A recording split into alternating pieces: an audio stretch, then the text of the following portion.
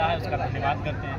तमाम media house से संबंधित साथियों का शुक्रिया, तमाम सुरक्षाकर्मी जो चुनाव के दौरान तैनात रहे उनका शुक्रिया, तमाम हमारे पार्टी के सभी साथी उनका शुक्रिया। और देखिए, मैं यही कहना चाहूँगा कि आज जयराम महतो की जीत के साथ झारखंड राज्य में हज़ारों युवाओं को एक रास्ता मिला। वे अपने आंखों में एक सपना सजाएंगे।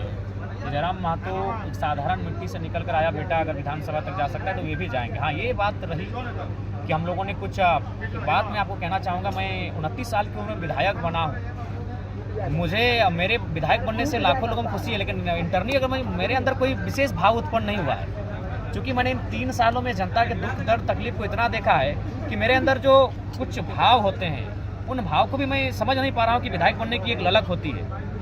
और जहाँ तक आपने जो कहा, हमें लगता है कि अगर समय मिलता, क्योंकि मेरा मानना है, देखिए चंदन क्यारी हम लोगों ने अमर बावरी को पछाड़ा, ठीक है, हम लोग दूसरे स्थान पर रहे। अगर मेरा कार्यक्रम हो जाता तो चंदन क्यारी सीट को विन करते हैं। बैरमो हम दूसरे स्थान पर हैं, लेकिन आपको ताज्जुब होगा, बैरमो में मैंने केवल 18 तारीख को कार्यक्रम किया। ये तो हद है कि जो एक टॉप मोस्ट सीट थी हमारी, वहाँ मैंने एक ही कार्यक्रम दिया है, वो भी 18 तारीख को दिया है। अगर हमारे पास समय होता, और सबसे महत्वपूर्ण बात है सिद्धांत, अगर जयराम महतो सिद्धांत से हटकर थोड़ा सा भी राजनीति करता तो आज मेरे पास 7 से 10 सीटें होती। इसलिए होती, सिद्धांत में सबसे पहला चीज़ आया था कि मैंने कहा था कि हेलीकॉप्टर का उपयोग नहीं करेंगे। अगर हम सिद्धांत से हटकर हेलीकॉप्टर का उपयोग करते और हम अपने प्रत्याशियों के लिए प्रचार के लिए जाते हैं तो आज जीतने की संभावना अभी पनेसर जो रामगढ़ से थे 70,000 के आसपास लाएँ नहीं होता है। विधानसभा में 17,000 वोट, तरुण महतो अच्छा खासा वोट लेकर आई, ईंचागढ़ से गोमिया से पूजा महतो 60,000 के आसपास वोट लेकर आई। ऐसे बहुत सारी सीटें हैं जिनको हम जीत सकते थे केवल और केवल अपने सिद्धांत से समझौता करते। तो ऐसी बहुत सारी सीटें ऐसी थी जहाँ मंझे हुए लोग हमसे जुड़ रहे थे, किसी विधायक के बेटा जुड़ रहे थे, कहीं पूर्व विधायक हमसे डायरेक्ट जुड़ रहे थे, और उसमें हम जीत सकते थे। लेकिन हमने सिद्धांत को कहा कि हम लोग तो एक नई, हमारा मकसद सत्ता नहीं, हमारा मकसद सिद्धांत है, हमारा मकसद परिवर्तन है।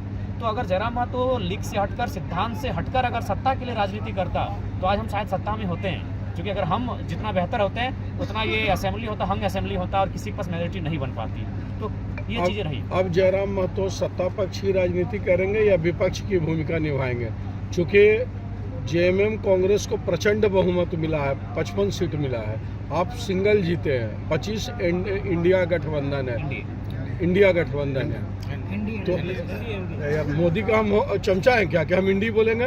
इंडिया तो इंडी का बोलेंगे, एनडीए बोल रहे हैं, आप गलत ही बोल रहे हैं। मोदी के चमचा इंडी बोल रहा है, इंडी बोल रहा है। मेरा ये कहना है कि आप सत्ता पक्ष की राजनीति करेंगे या विपक्ष की राजनीति करेंगे? आप अभी जेएमएम को समर्थन देंगे सरकार को, या जो है विपक्ष की भूमिका निभाएंगे? देखिए, ये तो उनकी पॉलिसी पे डिपेंड करता है। जेएमएम जो पॉलिसी लेकर आएगी सदन में, अगर वो पॉलिसी राज्य के लिए कल्याणकारी होगी, अगर वो पॉलिसी राज्य के लिए हितकारी होगी तो समर्थन देंगे। लेकिन राज्य के लिए अगर हितकारी नहीं होगी तो निसंदेह सड़क से लेकर सदन तक अपनी आवाज़ को बुलंद करेंगे, हम सदन में भी उनका विरोध करेंगे। तो ये डिपेंड करता है कि सरकार जो पॉलिसी लेके आती है और उस पॉलिसी को जनता का क्या फीडबैक मिलता है। क्योंकि हम लोग जनता की आवाज़ बन के सदन में जा रहे हैं, तो उस हिसाब से सरकार की नीतियों का समर्थन देना या ना देना उनकी नीतियाँ तय करेंगी। गिरिडीह में बहुत खराब प्रदर्शन रहा, उसके बाद बिजली बिल माफी होगा जैसे चला है जयराम जी, गिरिडीह सीट के बारे में क्या कहेंगे?